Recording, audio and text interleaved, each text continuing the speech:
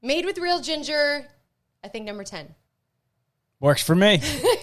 With Wobbly Bob, of course, as usual. Of course. Because this is the only way you can podcast is with other people. Yes.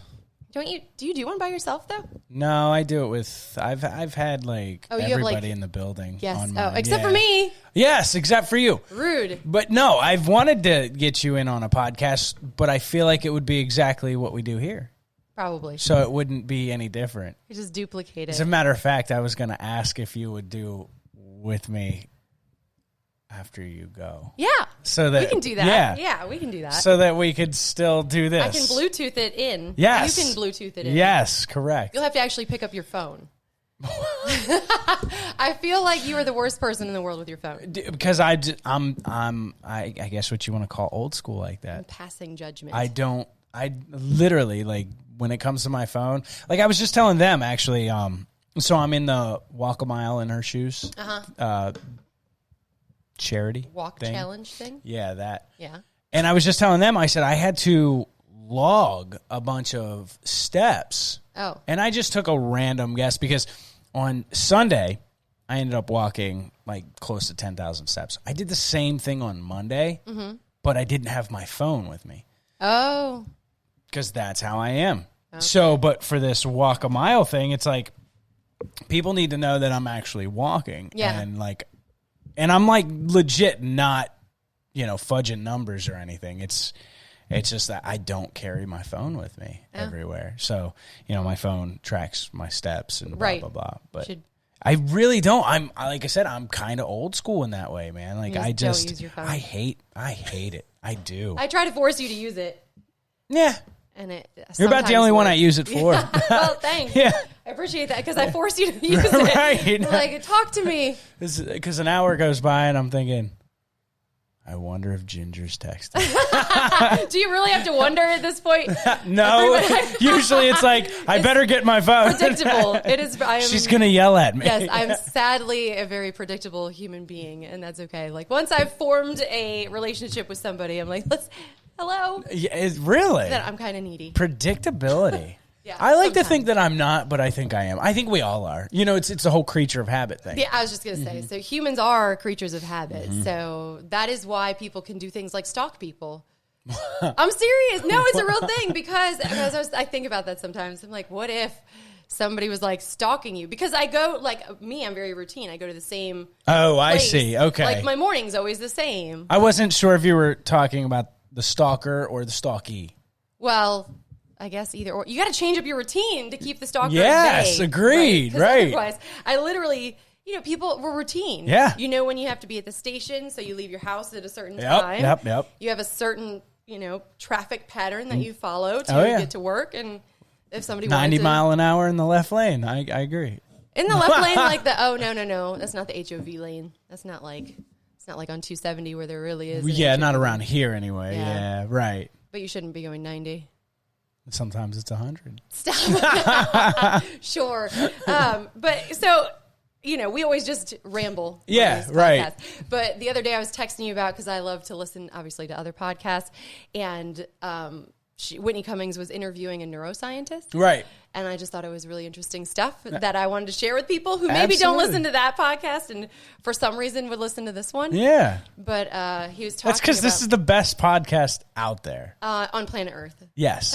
Correct. It has to be. It has to be. Because, Joe Rogan really is, number one. Legit. he's good, but he ain't heard this one yet. He's like a close second. Yeah, exactly. But anyway, so this guy was talking about, and it really kind of creeped me out, and I know I sent you a text about it, but he was saying that, like, as humans, because we're mammals or whatever, we can smell. Like, somebody's smell means a lot to us. So pheromones are, like, a real thing, right, that your body gives off. So basically he was saying, like, if you think somebody smells bad to you, it's probably because you're related to them. That's weird. Which is super creepy. That is so... Yeah, and like you said, we talked a little bit about it through text, but yeah, it's weird, but at the same time, it's kind of a good thing. Yeah. Well, and so he was talking about how just human nature, not even human nature, Mother Nature. Yeah. Like, because that's how it is, although, with animals it's different because... Well, and that's what I was going to say, too, because we are one of the only, I don't know I guess, species. I don't know if that's the right word, but we're one of the only species that try to be monogamous, I guess. Yeah, like penguins are. Right. There's a few others, but there's not many. Too? And I think there's certain like a bird, a certain bird. I'm not sure which one. I don't know. But yeah, they pick up a mate for life. But there's not many. But humans do it by choice. Right. Correct. Well, I mean, by I get process. By yeah. See, that's one of those things, man. You could just keep going. Like, okay, well, we have choice. Don't the animals have a choice? And it's like, wait, do they know what a choice is? Do they know? I've told you about this. It's a whole spiral. It is, and it actually, and it is a spiral because we don't. How will we ever actually know? Right. So it's all very up in the air. Really, right. Yeah. Like we can only. And the guy, and I text you this too because that doctor had said like one of the most frustrating things about kind of being a human is that we can think about our brain, like our brain can think about itself. So it's like that's where you get trapped in your own head and you start analyzing. Deep. Yeah, like everything you do. Yeah. And I'm like, that is messed up because animals won't really think about, themselves. Or will they? I don't know. Right. There it is. There it is again, yet again. In my mind, it's a whole spiral because you start thinking, well, I wonder if that animal can think about its own brain. Wait, it doesn't know words. Wait. So that means it doesn't know the term brain. So wait, that means it doesn't know. Again, spiral. Yeah. It's a whole weird thing in my head. It is, well, but it's a whole weird thing. And this guy, he was really interesting, but he was just talking about just different things and different reasons that we tend to choose people and like all the chemicals that actually go behind that, which is interesting because you and I have discussed here before like the butterflies in the stomach, so a lot of people think that means, oh, I must be like madly in love or whatever the case may be. So he actually talked about that and he said it depends, right? So let's say you're somebody who really loves roller coasters and you get butterflies and you get excited and it like because your body also produces dopamine in that feeling. Gotcha. But like for me, if I don't like roller coasters, I'm gonna get that same like butterflies in the stomach, but my body's not producing dopamine, so it doesn't make me happy. Makes you terrified. Yeah. So he's like, you have to be really, really in tune with yourself to know, is your body trying to tell you to stay away from this person or is your body trying to tell you to be closer to this person? Right. Which is fascinating. That is fascinating. And I got to touch on this when it comes to the smell thing. I feel like we as people, we almost kind of mask that. So it's kind of even harder to tell. You know what I mean? With perfumes and deodorants and all this and all that. Yeah, but I think it's next level. Like, I don't know. I feel like you'd have to be almost intimate. I would think. You know what I mean? Close like, enough. Close enough, like sweating, like maybe at the gym. You know what I mean? Yeah, maybe. that could be. But on a daily basis, you might not know that because we mask it. Right. You know what I mean? I know what you mean. Yeah. But I'm telling you, like, there's just so much science involved in all of it that it's really kind of creepy. That is it, right? Like, it really is. And actually, it kind of takes all of the like romanticism out of it. Like, it's like, oh, so this is just a chemical. Like, okay, my body's just producing some chemical that's like, this is it, or this is terrifying, or this is, But you can also.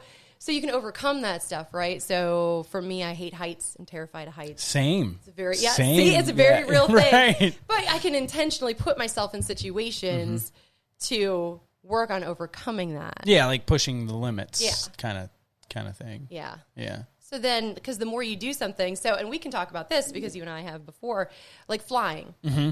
So I used to be terrified of flying. Right. It's heights and I have no control and it's whatever. And then I've done it so much over the years that I'm like, this is actually really enjoyable because I don't have to have control and I can just sit back and be like, this is great because you're actually more likely to get into a car accident than you are to die in a plane crash. Right. Now, I have my own theory on that, so I will touch on that in a second. Okay. But remember you said that about the car and airplane thing. But for me, I feel like it's the older I get, the more scared I get. Okay, that's fair. And I've kind of been analyzing that the last couple of, last couple of years, I guess. Because, when we're young and we're strapping young lads, we're we don't fear anything, right? So, like, and I reference this to, like, when I flew out to Seattle when I was 18. All by myself, like, no family with me, didn't know a soul out there, just took off. I was like, I'm doing this. It was awesome. Yeah, and that's what a lot of people say, and it was. Don't get me wrong. It was super cool. Pretty much slept the entire time, like, on the way out and back on the plane. But, you know, I obviously was awake enough I didn't take Dramamines or anything like that. But didn't really fear it. You know what I mean? I think the fear back then would have been, I'm going across the country without knowing a soul. Right. You know what I mean? It wasn't about a plane coming down. Was it just for, like, a vacation? It was just because I love grunge music. And, okay. Yeah, and I wanted to see where it came from. Okay. You know what I mean? I wanted to see as much as I could. So did you see? I saw the Jimi Hendrix Experience. Okay. That was really cool. Interesting. I mean, they got this freaking, I don't know this stalactite of guitars and drums. Look and at stuff. you. All right. Like, it was wild. Wow. Yeah. But yeah, so, you know, visited the Space Needle, did the touristy things. Okay. You know, by yourself. By myself. Interesting. I have a picture. I was up on the. You did the needle. The needle, yeah. The heights. By yourself. Yes. I feel like I would pass out. Yes, that's a good point that you bring that up, because it all kind of ties in. But I do have a picture of somebody, or of myself, the guy. There was just some random couple. They're like, I don't know if they felt bad for me because I was all alone. I don't know, but they're like, do you want us to take a picture? I was like, yeah. Yeah, I do. Yeah, actually I do. Yeah. I'm out here all by myself. I didn't tell them that, but yeah. So yeah, that was cool. But, you know, did all the touristy things, but I checked out, you know, I honestly, I walked what you would call like inner city or downtown, whatever you want to call it. Mm-hmm. That was interesting, like all by myself, 18. You know, I couldn't get into bars, you know, or I couldn't drink, rather. I could probably get into a bar, but I couldn't drink. So, you know, I stayed out of the bars and all that. I would want to go back and experience that, if anything. Yeah. But anyway, getting off topic here. So that flight, you know, one way, to and from, you know, no layovers. I was fine, you know.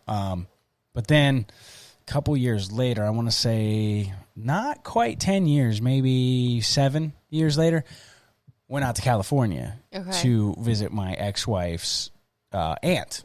Okay. And we stayed with her. The way there, I don't know, was too bad. I was definitely on edge.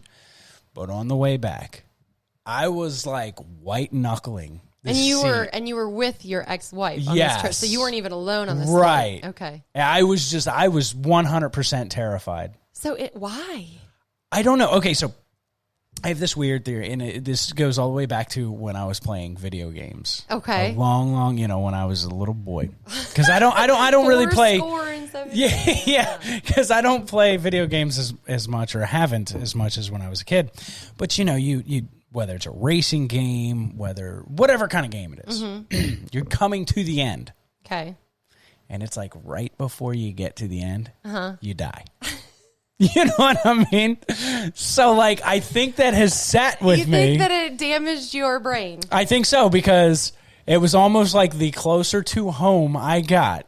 That is it was so like, interesting. Is this plane going to go down? Now, and the Seattle trip, keep in mind, the Seattle trip was almost right. It was just a few years. Before 9/11? After 9/11. Oh, after. After. That's right. You're a child. Yeah.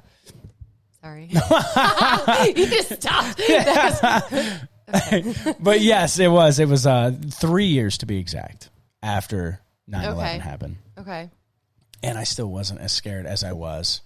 I think it was, when was it when I went to California? It was 2016. No. 2015. Okay. So, actually, it was 10 years later. Because it was interesting. 01.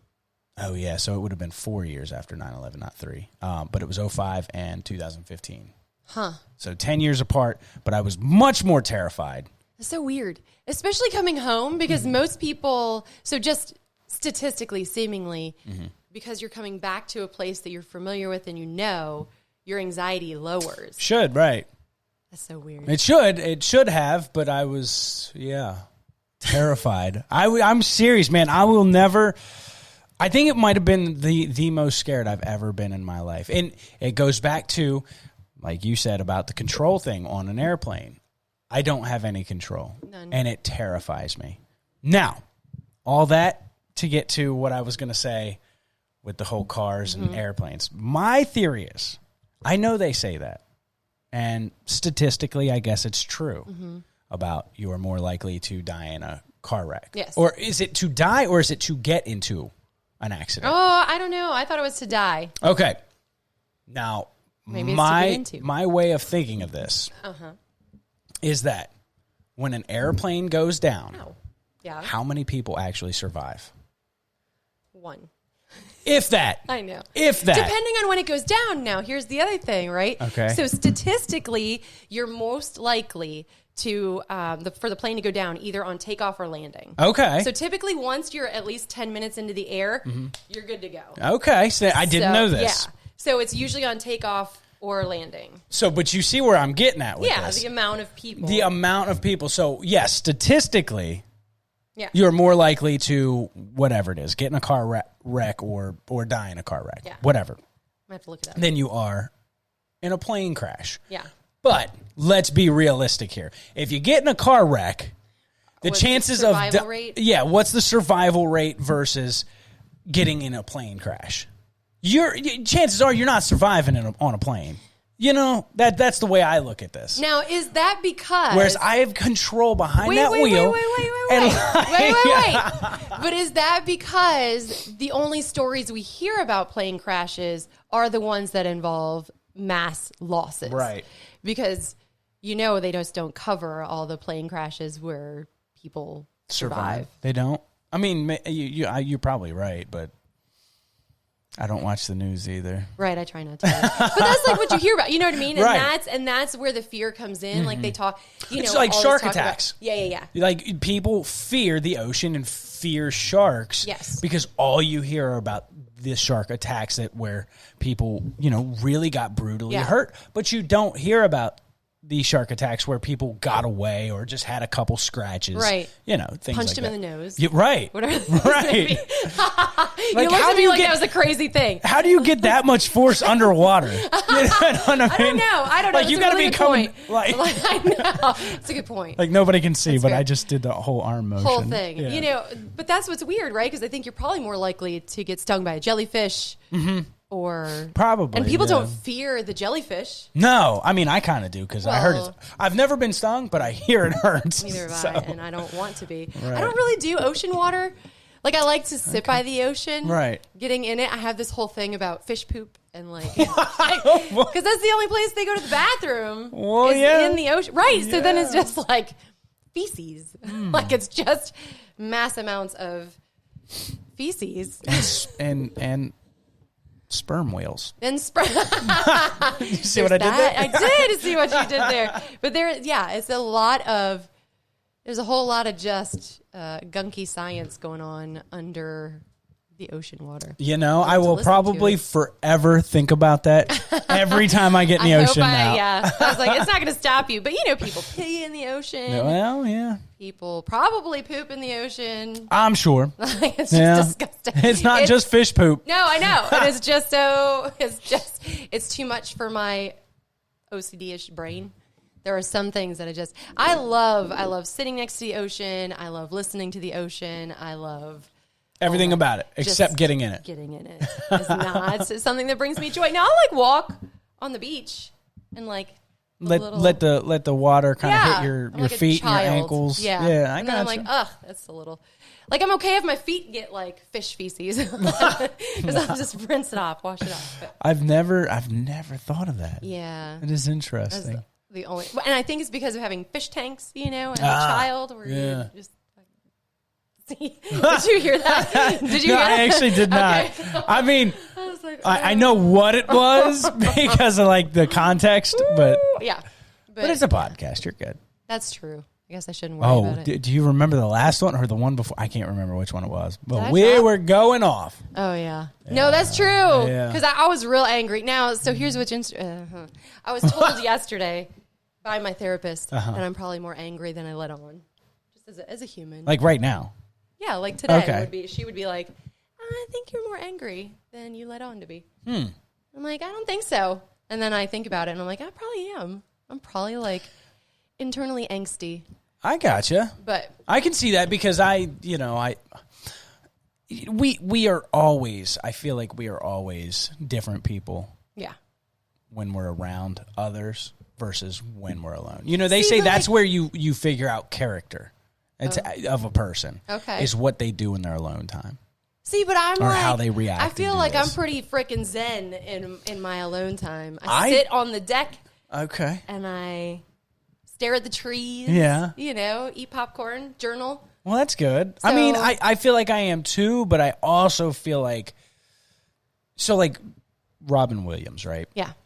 You know, he apparently had a lot of depression. Nobody would know that. Right. But I feel like sometimes that's me. Like, I got these internal things that nobody really knows. I don't bring out, you know what I mean? So I feel you on that. Like, yeah. I think I am more angry and more depressed than I exude in real life. Yeah. You know what I mean? But yeah.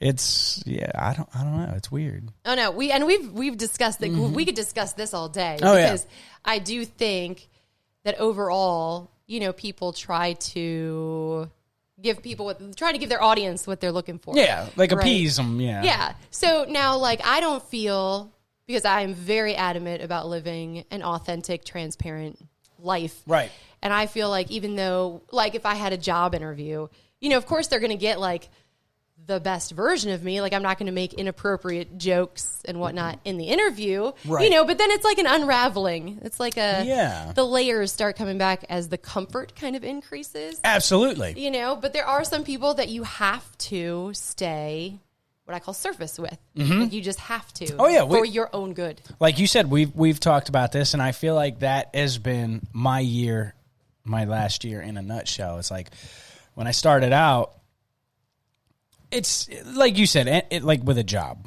you know, any job where you're full time, you know, you start out. I think everyone has the best of intentions. Like, I'm gonna do this with the best of my ability, and this, that, and the other.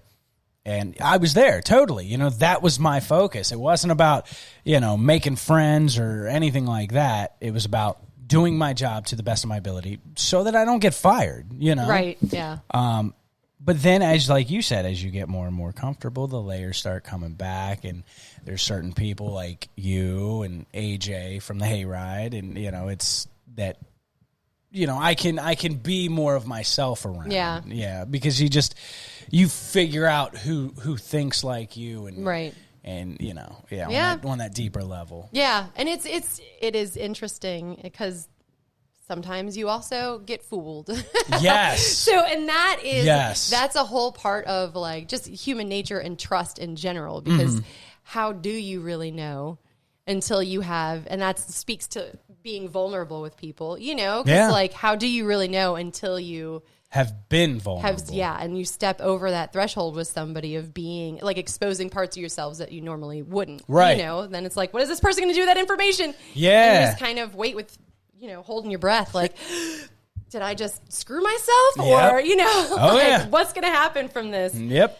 And then it all just unfolds from there. Yep. It's very exciting stuff. Good or bad. It is. Right. But, you know, being vulnerable is such a massively painful thing. Like, massively painful. But it's necessary. But it is necessary because that's how we survive as humans. So that neuroscience, I'm going to circle this whole thing. Yes, nice. But the neuroscientist was saying, you know, like, oh, no. Now my brain just stopped working. Oh, no. But like, so we as It kicked in humans, again. we need, so our body produces a chemical. It sounded like he said teriyaki, and that is not at all what he said. Teka something. Our body produces something as humans. If we are not engaged with other humans, like, this isolation stuff has been really hard for people. Yeah. Because your body actually starts producing a chemical that is not good for you. When it doesn't get enough physical touch or just whatever, your body literally just starts producing this chemical that is not good. That's interesting. Yeah. Now, I've actually thought about that. Never knew that it was a thing, but I've thought about that in you know, the last couple of years. After getting a divorce, it was I've made the comments, I feel like I'm going to, be a lonely old man. All right. Mm-hmm. I guess what I'm trying to get at is that I've thought about that.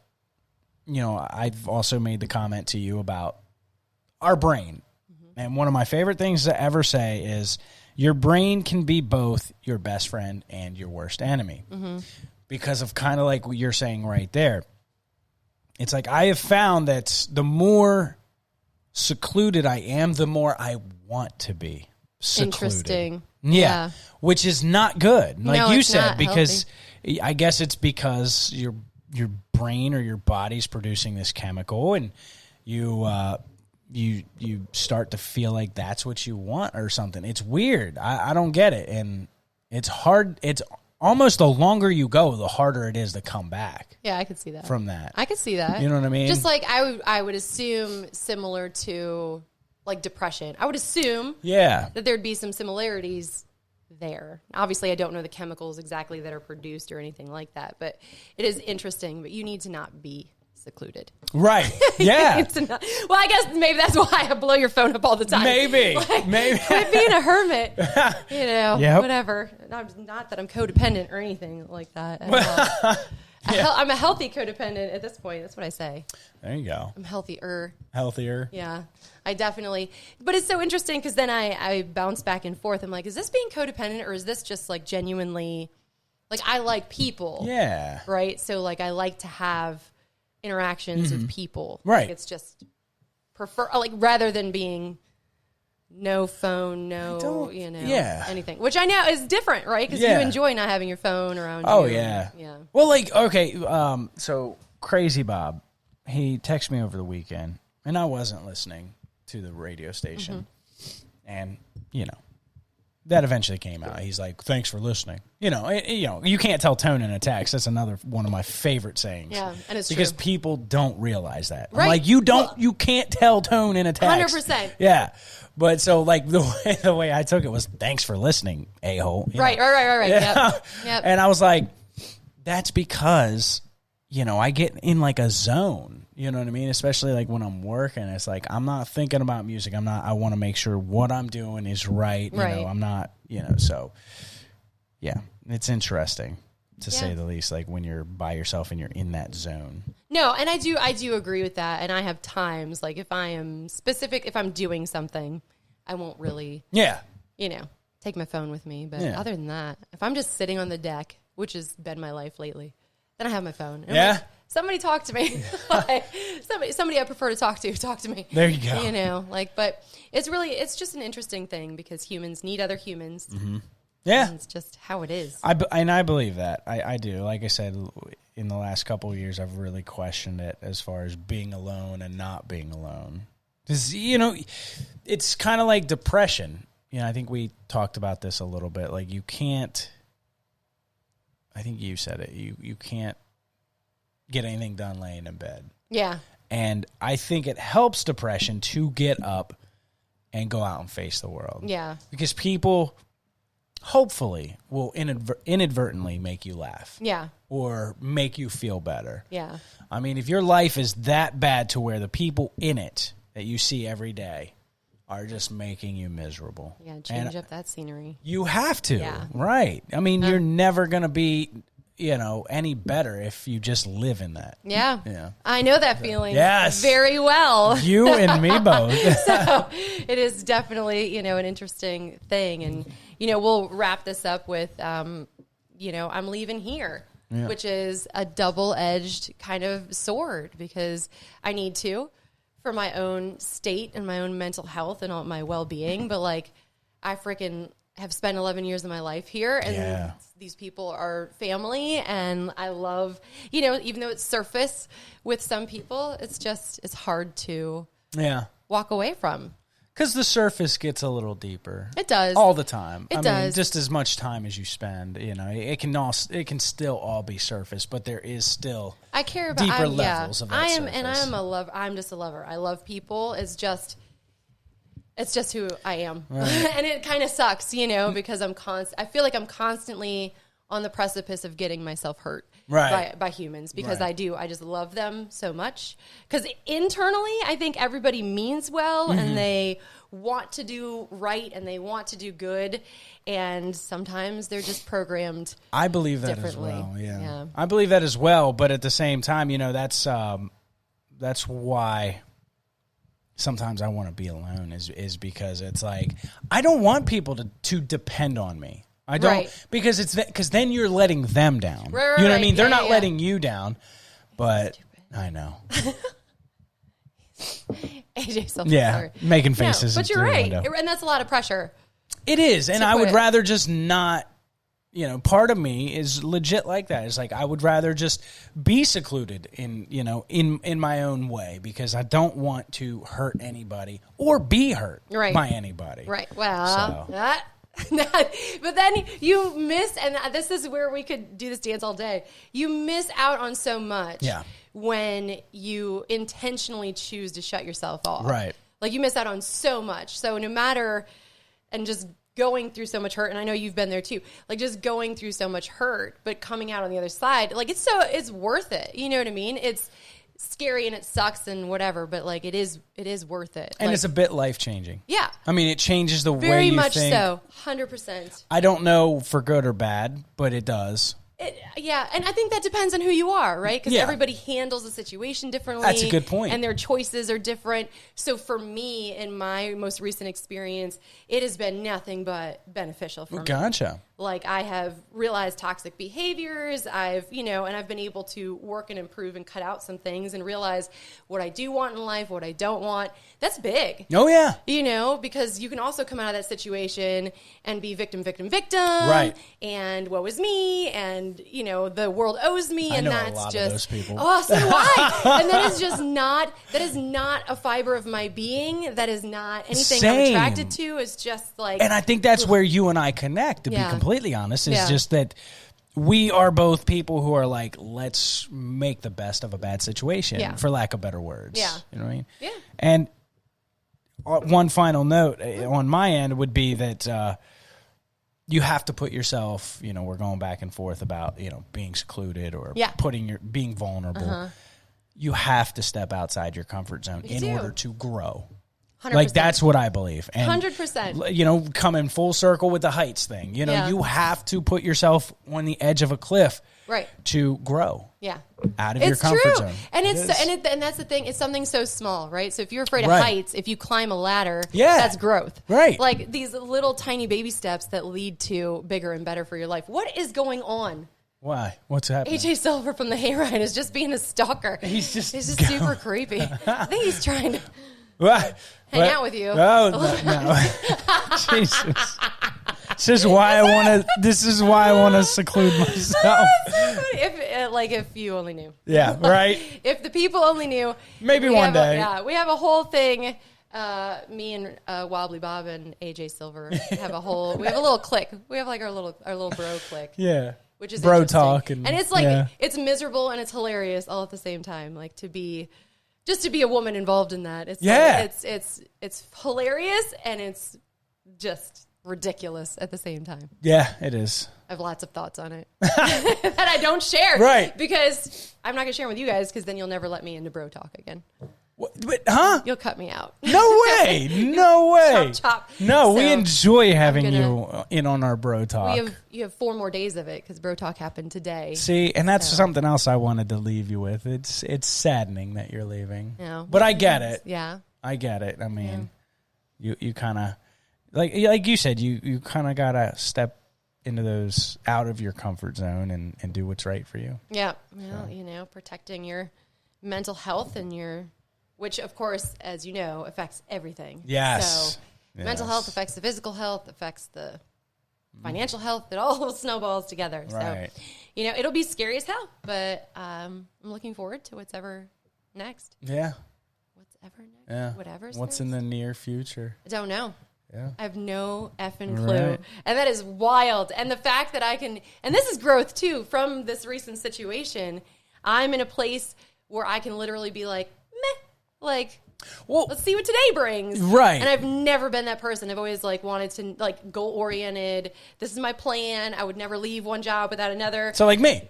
Yeah. So this is it's different. I gotcha. And it's growth. And every day that I come in, I'm like, great, I'm just going to get through today. Right. And then we'll see what tomorrow brings. So without revealing your age, you said you spent 11 years here. Just remember you spent the majority of your life in other places. That's true. So, like, this is almost just like a stepping stone. Yeah, no, I've you never. can look at it like that. And that was, now that you bring that up, that was growth for me, too, because I'm used to spending about a year to 2 years somewhere, and then I would move on to the next. Gotcha. So, like, that was one of the things I really loved about radio is it gave me an opportunity to replant myself somewhere whenever I wanted. Yeah. So that has been wild. Yeah, I can imagine. Spend 11 years somewhere. I'm like, who am I? I mean, and that is, I mean, that's a big thing. Like, not a lot of people could honestly, move halfway across the country or whatever, like you did. Yeah. Not really have anybody, but create a life. Yeah. That's huge. Mm. I mean, a lot of people talk about it. A lot of people, I'm going to move out of here, blah, blah, blah. Yeah. But I know some people. Yeah, right. Yeah. We're like winking back and forth like we know people. We're being shady. Yeah. That's all right. But it's the truth. Like a lot of people say they want to do that, but they don't. They don't do it. And they'll make excuses mm-hmm. because they don't have the guts. Yes, and that's always a thing. And I could easily do that now. Right. I could easily just be like, well, this is where I've been for the last 11 years, so I'm just going to ride it out. Yeah. I'm just going to stick around. This is easy, whatever. But again, that's just it's not who I am.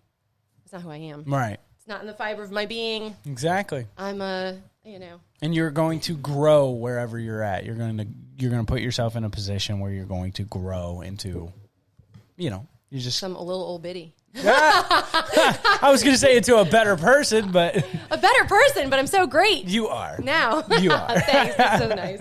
That's so great. All right. Now we're running long. Yeah. Well, not that it matters, but thank you for joining me for my last podcast. But if you want to hear her again, I'll talk with Wobbly Bob. Yes. That's a good point. It's a good thing. Can that one be inappropriate? Or I believe so. To have you heard Crazy About? I haven't, but from what I understand, they're super inappropriate.